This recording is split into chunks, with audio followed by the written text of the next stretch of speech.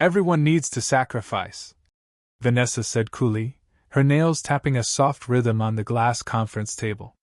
Across from her, I sat still, listening, not blinking. Your package is outdated. We're cutting base pay by 40% and restructuring commissions. My name is Cole Maddox. I'm 52, with salt and pepper hair that started turning in my 30s and never looked back. For the past 15 years, I'd served as Senior Vice President of Sales at Triluck Woodworks, a commercial millwork supplier based out of Austin, Texas. My business card said SVP, but let's be honest, my real job was making sure the whole place didn't fall apart. I managed our top 10 accounts myself. Not because I didn't trust the team, but because those clients weren't just accounts. They were decades of handshakes, dinners, and showing up when it mattered. They called me on holidays, on weekends, and before their own teams when something was broken. I knew their kids' names, their vacation routines, their golf handicaps. This wasn't just sales. It was stewardship. The new structure will incentivize growth, Vanessa continued, sliding a document across the table like she was passing out a menu. Everyone's compensation is being realigned with current market standards. I glanced at the paper. 40% slashed from base salary. A new commission model so convoluted that even with stellar growth, I'd still end up earning less. Health benefits cut. Travel allowances reduced. It was a slow-motion dismantling dressed up as modernization. Vanessa Claymore had joined 3 months earlier after our acquisition. All sharp lines and polished suits, a Harvard MBA stamped on her resume like a badge of inevitability.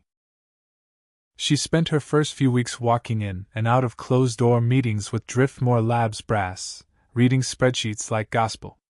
I knew what she saw when she looked at me: too old, too expensive, too loyal to a system they were planning to replace. Is there a timeline for this transition? I asked, keeping my voice even. Effective immediately, she said, offering a polite, rehearsed smile. We need everyone aligned with the new direction. I closed the folder, stood up, and extended my hand. Thank you for the clarity. She wasn't expecting that. No argument. No pushback. No panic. Just a firm handshake and a steady walk to the door. Later that day, as I boxed up the few things I cared to take with me, photos of my daughters graduating college, a client-gifted pen set, and an old, dust-covered sales award, I caught Vanessa watching from her office. No gloating. Just watching, like she was waiting for the storm that never came. Thomas, our CFO, passed me on the way out. His eyes said more than words could. He'd been around as long as I had. We both knew this wasn't about efficiency. This was about pushing out the old guard, quietly, quickly, and clean. In the parking lot, I didn't slam the door or peel out. I just placed the box in my trunk, adjusted the mirror, and drove away. Behind me sat 15 years of client relationships, handed to the competition on a silver platter by someone who couldn't begin to understand their value. When I joined Triluck back in 2010, we were a modest regional player pulling in around $8 million a year. By last year, my team was pushing $73 million, and I alone was responsible for over $12 million of that. My roots ran deep. My father ran a cabinetry shop in Dallas, taught me how to read grain patterns and choose finishes before I was old enough to drive. Sales jobs came and went until I landed at Triluck, where things finally made sense. I could talk lumber specs with architects and margins with procurement officers without switching gears. Oliver Wainwright, the founder, saw that. You're not just selling product, he told me once. You're selling trust. And he meant it. He gave me room to build the department from scratch. I brought in young reps, mentored them, passed on what Oliver had passed to me. People buy from people, not platforms. When Oliver sold the company to Driftmore Labs last year, I had concerns. Of course I did. But I wasn't worried. Acquisitions are part of the cycle in this business. I'd weathered change before. I thought I could ride this one out too. But the signs came early. They started reshuffling the exec team.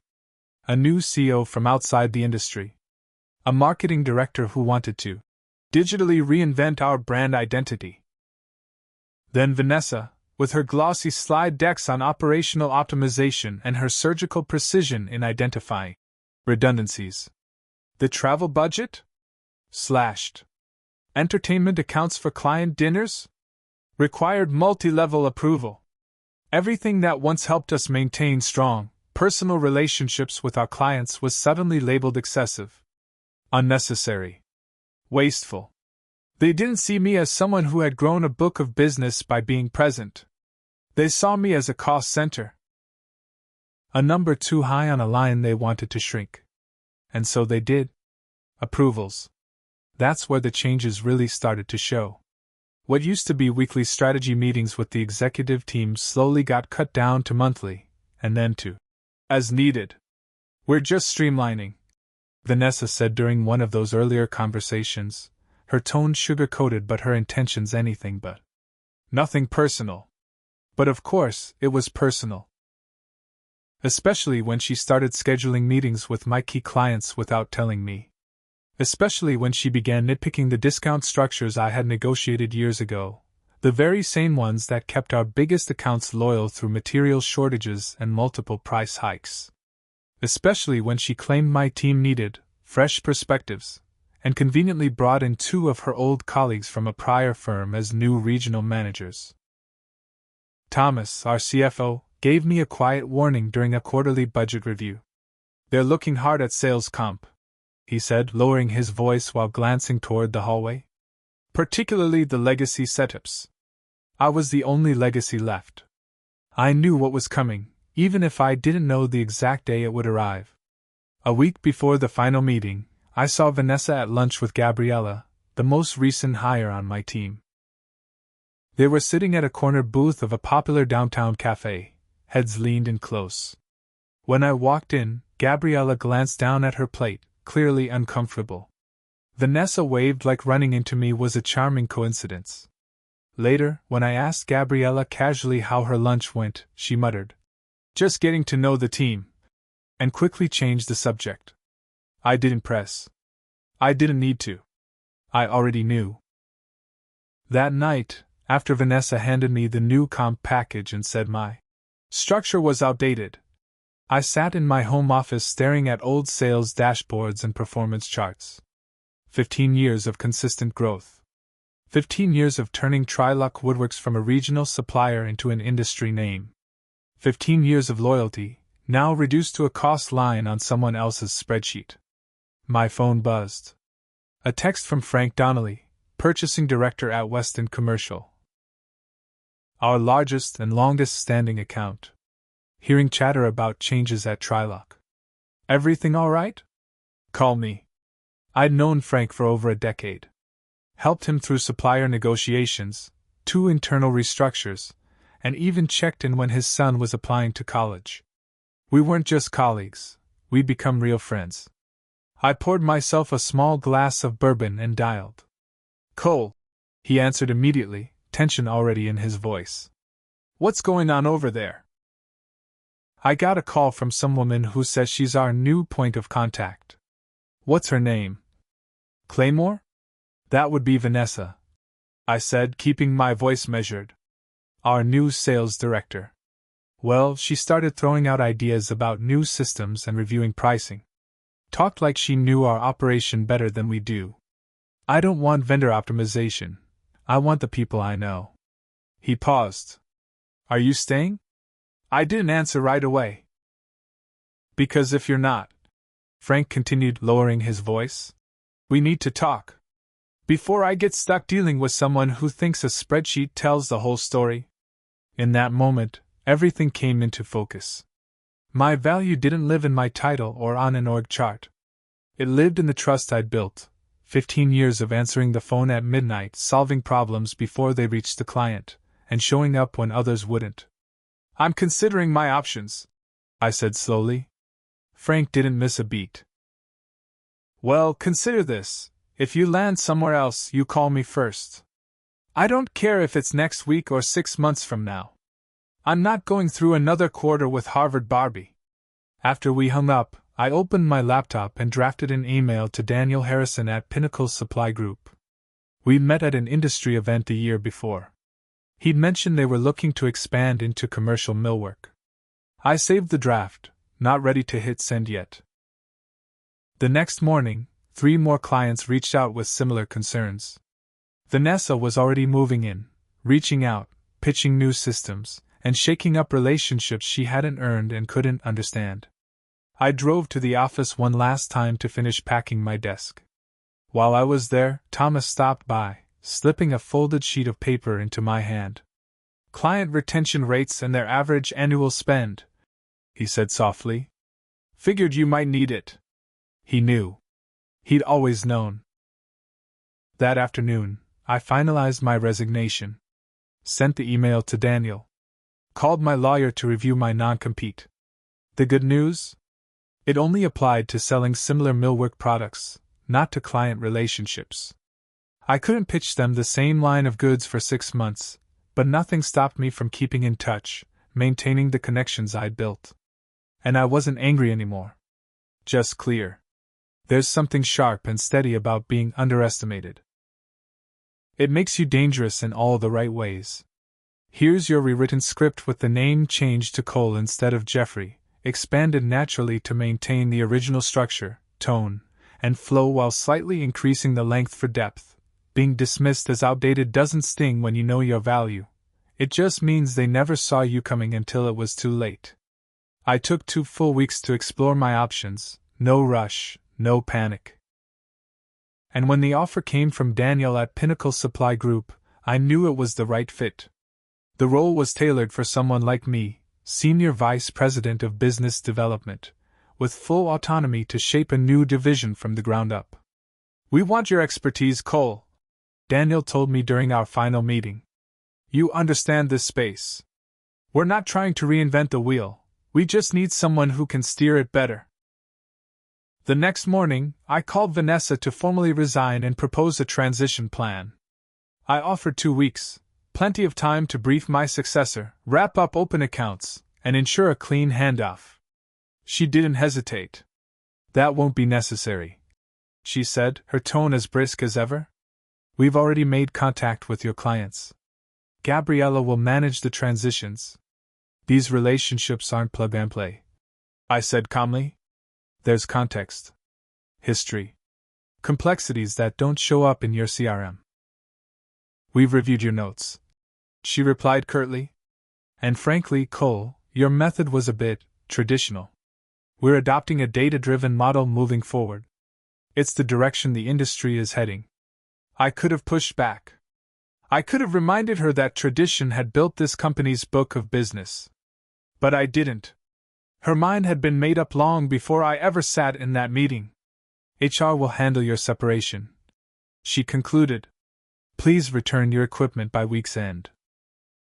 3 days later, I had lunch with Frank Donnelly, purchasing director at Weston Commercial, our top-grossing account. He hadn't answered Gabriella's calls, and apparently Vanessa had already tried to escalate to his VP. "Your replacement sent over a 48-question survey," Frank said, shaking his head, incredulous. Then followed up with a PowerPoint about customer success metrics. "Cole, I don't need metrics. I need someone who gets how we operate." I nodded, careful not to say too much. No matter how justified, I wasn't about to badmouth Trilok. "Where are you headed?" Frank asked. "Pinnacle," I said, pausing to gauge his reaction. "Starting as SVP of Business Development." He raised an eyebrow. "Interesting. They've been knocking on our door for years." "I start in 2 weeks." Frank slid his card across the table. "Call me when you're settled." The following morning, a certified letter arrived from Trilok's legal department. A predictable move. It referenced my non-compete and warned against soliciting clients. Every major account I'd handled was listed, like a roll call of everything I'd built. Later that day, Harold Lang, CEO of Northwell Construction, called, sounding frustrated. "Cole, what the hell is going on over there? This new woman called to say our payment terms need optimization. We've been on net 45 for 10 years. Now she wants to change that? I'm no longer with Trylock, I replied, keeping my tone professional. Figured that much, he said. Where'd you land? I gave him a brief overview of my new role. Pinnacle handles similar lines, right? Yes. Comparable offerings. Then expect my call Monday. We've got options to discuss. By the end of that week, 5 more clients had reached out. None of them had been contacted by me. They all called on their own. Complaints about Vanessa's style. Confusion over changes. Questions about where I'd gone and what I was planning next. On my final official day, Vanessa called me. Her tone had changed. I understand you've been in touch with Trylock clients, she said, words clipped. I've spoken with a few, I replied evenly. Most of them are longtime contacts. Friends, really, after 15 years. We view those relationships as proprietary, she said. Any attempt to redirect business could be considered a violation of your separation terms. I understand my obligations, I replied, letting the silence fill the space between us. Good, she said sharply. The last thing you need is a legal issue with Driftmoor's counsel. I ended the call and forwarded the recording to my lawyer. The same one who'd walked me through my contract weeks ago. He'd confirmed it. My non-compete restricted me from selling millwork for 6 months, but it didn't apply to construction materials more broadly. And it certainly didn't stop clients from following me by choice. That call told me everything I needed to know. Vanessa was starting to realize the size of the hole she'd created by forcing me out.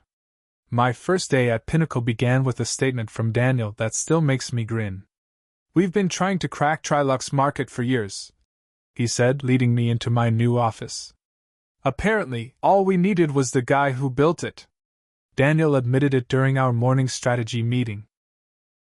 Your predecessor spent 1.5 years trying to get Western Commercial's attention and never made it past their gatekeeper. Frank Donnelly doesn't trust easily. I gave a small nod. That much was true. Frank wasn't the kind of guy who handed over contracts because of flashy presentations or pricing gimmicks. He stuck with people who had earned his trust, year over year. Daniel leaned forward, clearly still wrapping his head around the bigger picture. Here's what I don't get, he said. Trylock had a client retention rate hovering around 95%. That's absurd.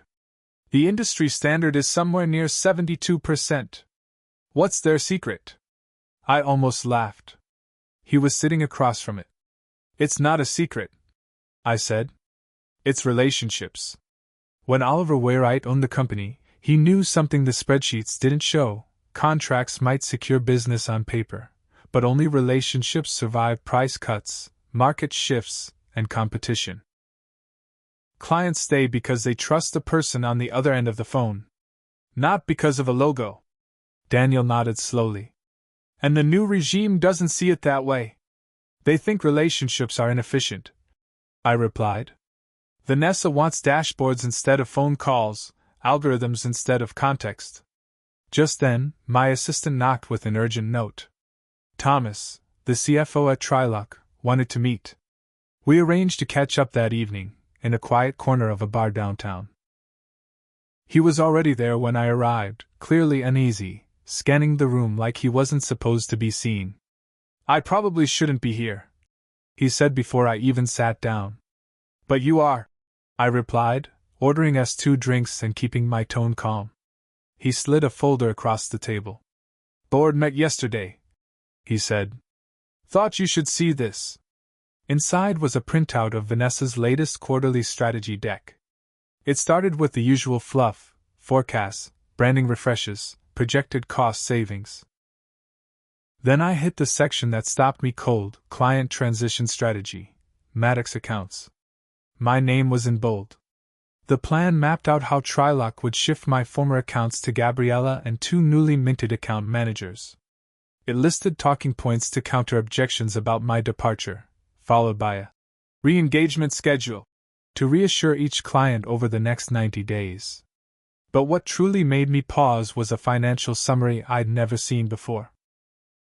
According to Vanessa's projections, my book of business wasn't just worth the $12 million I had been tracking, it was $17.3 million annually. Nearly a quarter of Triloc's entire revenue. They never told you what your accounts were really generating, Thomas said quietly. Oliver knew. But after the sale, well, the new board didn't exactly volunteer the numbers. Why are you showing me this? I asked, though I had a guess. Thomas downed half his drink. Because what they're doing isn't just short-sighted. It's reckless. Vanessa's already missing her forecasts. She's telling the board it's temporary, just turbulence from the transition, but look at the numbers. You've already taken Northwell, haven't you? I didn't confirm or deny. What my former clients chose to do wasn't my business anymore, not officially anyway. It's going to get worse, Thomas continued, his voice dropping. She's raising prices on every legacy account next month. She convinced the board that we've been underpricing for years. They approved across-the-board hikes. That was the piece I hadn't seen yet. Vanessa hadn't just wanted me gone to save on executive pay. She saw my relationships as an obstacle, one that stood in the way of her plan to squeeze more out of clients fast. With me out of the way, she could adjust terms, ramp up costs, automate follow-up, all in the name of revenue optimization. There's something else, Thomas added after a pause. They're combing through your expense reports from the last 3 years. Looking for anything. Any irregularity they can frame as misconduct. They won't find anything, I know that. But if clients start walking, they'll need someone to blame. I nodded slowly. He was giving me a heads up, but he was also showing me where the lines were being drawn. Thanks, I said quietly. I'm updating my resume, he added before walking away. Thought you should know. Driving home that night, I felt something unusual, calm. Not shock, not bitterness. Just clarity. I wasn't just learning what Vanessa thought of me. I was finally seeing what Trilock had really thought of me all along. They had capitalized on my value for years, leaned on my loyalty, and quietly prepared to move on the moment it suited them. My contribution had always been in the numbers. It had just never made it into my compensation. They hadn't simply underestimated me. They'd underpaid and undervalued me for a decade. 2 months into my role at Pinnacle, the contrast couldn't have been clearer. I had a lean but capable team, 2 sharp, young sales reps I'd handpicked not for their resumes, but for their instinct and grit. My new office overlooked the Austin skyline, and for the first time in years, I wasn't fighting to prove what I was worth. I didn't have to call former clients. They were already calling me. The first to reach out was Harold from Northwell Construction. He called the day after Trilock's sudden price hike. That's a 14% increase with zero warning, he said, trying to stay calm but clearly seething. Can Pinnacle match our existing pricing terms? We could, and we did. Not only that, but we added services Trilock had never once offered in 15 years of working with them. Site visits, real-time inventory tracking, and dedicated order support. Then came Westerly developers. Then regional contractors. Then Austin Modern Construction. The pattern was identical: sudden pricing changes, rigid new terms, long-time contacts being replaced with automated updates and impersonal service. Within 2 months, 4 of my former top 10 accounts had transitioned to Pinnacle. I didn't take a victory lap. I doubled down. We made sure every single transition went off without a hitch. No missed deliveries. No excuses. My team worked weekends, and I was back in steel-toe boots, walking job sites to personally confirm installations. The message got out. Working with Cole Maddox at Pinnacle meant consistency, reliability, and a human at the other end of the line.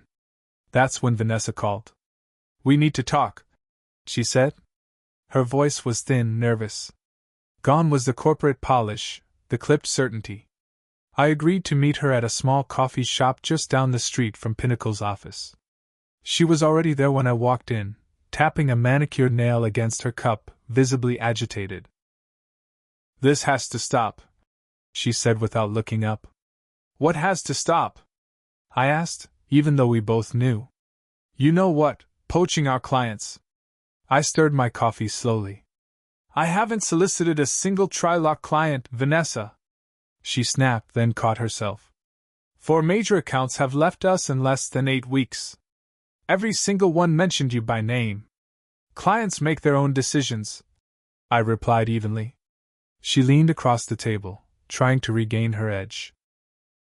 We can make this easy, or we can make it hard, Cole. Easy means you back off.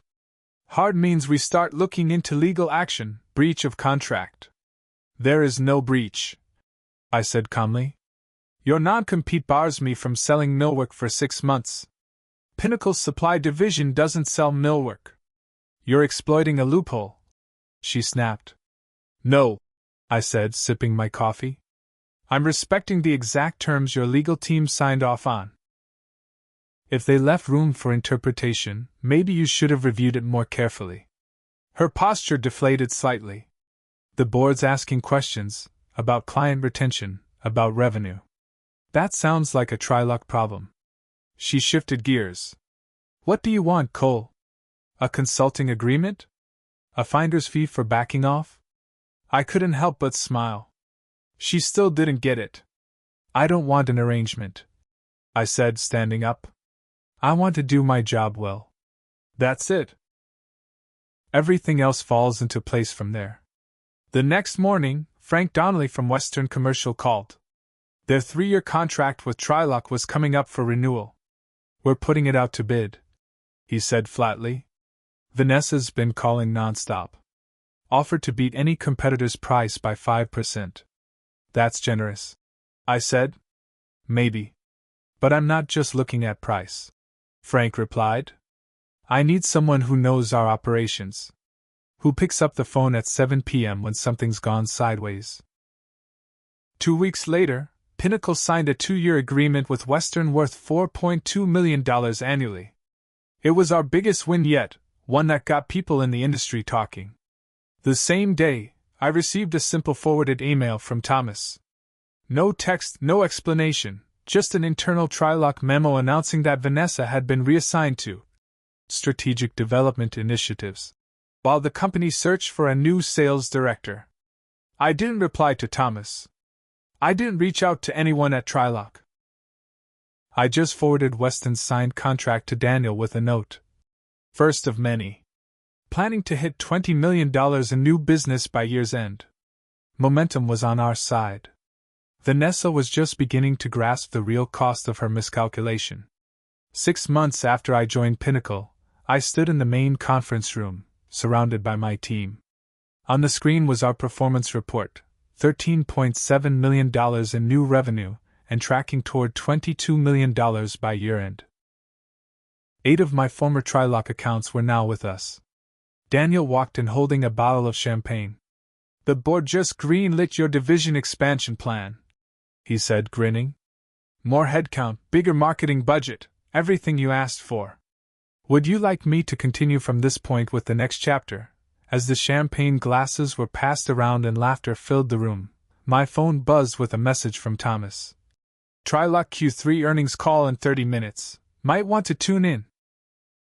I stepped away from the conference room celebration and ducked into my office, dialing in just as the call began.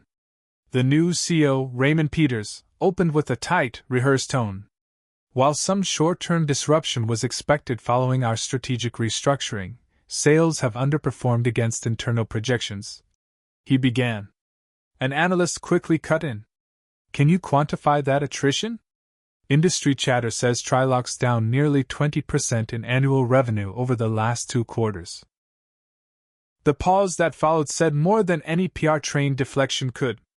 Those numbers are speculative, Raymond replied stiffly. We've launched a client retention initiative to stabilize key relationships. Another voice jumped in. Is it true that Western Commercial, Trilock's largest account, recently signed with Pinnacle Supply Group? A long silence followed. You could feel the tension through the speakerphone. We're in active discussions with all strategic partners, Raymond finally muttered. Just as the call spiraled further, an email popped into my inbox. It was from Gabriella, my former team member who'd aligned herself with Vanessa. The subject line simply read, "Any openings at Pinnacle?" I rejoined the celebration, quietly passing on the champagne. Daniel raised an eyebrow. "Everything all right?" I nodded. "Just got some unexpected confirmation." That afternoon, an industry newsletter published a front-page piece, "Trilock Woodwork Struggles After Exodus of Key Accounts." The story didn't mince words. It traced the unraveling back to my exit and named multiple clients who'd since moved to Pinnacle. An anonymous Trilock insider was quoted saying, "They misunderstood the value of long-standing client relationships and the leadership behind them." I didn't need to say a thing. The market had spoken. Exactly 1 year to the day after Vanessa slid that manila envelope across the conference table and called my compensation outdated, I sat in my newly expanded office at Pinnacle reviewing our year-end figures. My division had generated $26.3 million in revenue, beating projections. What started as a team of 2 reps now stood at 11, plus a dedicated client support team. We'd just moved to a larger office floor. Daniel had hinted more than once about a board seat in the near future. On my desk sat a framed photo from our holiday dinner, a moment I'd asked someone to capture because I knew it mattered. Real smiles, relaxed shoulders. A team that had chosen to follow me because they believed in the way I worked. Then my assistant buzzed in. "There's a Vanessa Claymore here. No appointment. Should I?" I paused for just a beat before replying. "Send her in." Vanessa stepped inside. She looked different, less glossy. The high-end suit replaced by something more ordinary. She remained standing even as I gestured toward a chair. "Thanks for seeing me," she began. "What can I help you with?" I asked, keeping my tone neutral. "I'm with the Hamilton Group now. Business consulting," she said. "I'm developing a case study on client retention strategies. Thought your insights might be helpful." The irony wasn't lost on me. I almost smiled. "I think you already know my strategy." She nodded, her voice softer now. "I made a miscalculation at Trilock." "You did?" "The market says you took down a company without even trying," she added. "That kind of reputation, it's powerful." But she wasn't here for market research. She was here for something else, absolution or closure, maybe. I wasn't offering either. After a pause, she placed her business card on my desk.